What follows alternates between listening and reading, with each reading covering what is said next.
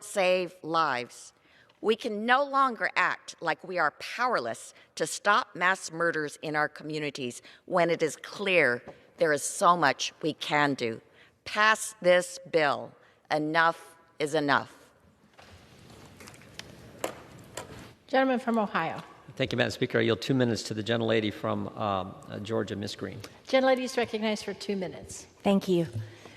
In 1990, our schools became gun-free school zones. And on September 6, 1990, when I was 16 years old, my high school went on lockdown because one of the students at my school brought 3 guns to school in a duffel bag on the school bus, brought the guns into our school, and proceeded to take control of our high school.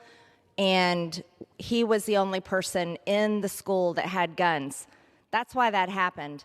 There was no one to protect us that had a gun that day. The only person with guns was the very mentally ill, upset teenager who had brought guns to school that day to kill other students. I know that fear. As a matter of fact, I think I'm the only member of Congress that that's actually happened to. And I'm also a mom. I've dropped off my kids at school for years, wondering, would this happen at my children's school? Would they face a terrible fate like the poor children in Uvalde? This should never happen to our children. And I can't help but to point out to all of us here, while we're debating how to protect our kids in school and what we're debating about our Second Amendment gun rights, I want to point out that we're all so privileged to be in this building being protected by armed guards with guns who are protecting our lives. And I find it shocking to me that this body of Congress won't do the same thing for children all over America in schools, because we know one thing works. We know that a gun is a tool, and it's a weapon that can be used to defend yourself or defend others, and we're all lucky enough to have that privilege. But our school children aren't. If we really want to be serious about protecting our kids here in America, we'll repeal the Gun-Free School Zones Act, and we will put into action real legislation that protects children everywhere, all over America in school, with good guys with guns, the same way we're being protected. I yield back. Gentleman from New York. Madam Speaker, I now yield 1.5 minutes to the distinguished member of the Judiciary Committee, the gentleman from Florida, Mr. Deutsch. Gentleman's recognized for 1.5 minutes. Thank you, Madam Speaker. I'm disappointed in the way that our colleagues are so cavalierly avoiding the facts. These common sense measures, when we passed them, had we passed them before, could have saved over 400 people killed in mass shootings since Columbine. I'm disappointed in the cavalier mischaracterization of jurisprudence. Justice Scalia said that the right secured by the Second Amendment is not unlimited. My colleagues know that the changes in this law that we're proposing today will not undermine the Second Amendment in any way. But, Madam Speaker, I have 2 documents that inform everything I do here. One is the Constitution of the United States, and the other is this list that I wrote on February 14th, 2018, of every one of the 17 members of my community slaughtered by a killer with an AR-15 in his high school. We've heard a lot about foundational rights, foundational liberties, as if the Second Amendment is it's the sum total of the Constitution. Madam Speaker, the First Amendment matters as well. And for these 17, they have no right to practice religion and to pray for themselves or all of those who are killed every time we offer thoughts and prayers. And for these 17 and everyone killed by gun violence, they cannot peaceably assemble, as the First Amendment gives the right to all of Americans.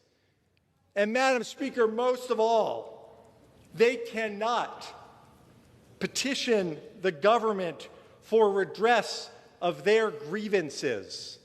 Not these 17, not the 19 from Uvalde, no one killed in this gun violence. Today, we can help redress the grievances of all those lost to gun violence by passing this important legislation. Gentleman's time's expired. We must, we will, and I yield back the balance of my time. Gentleman from Ohio.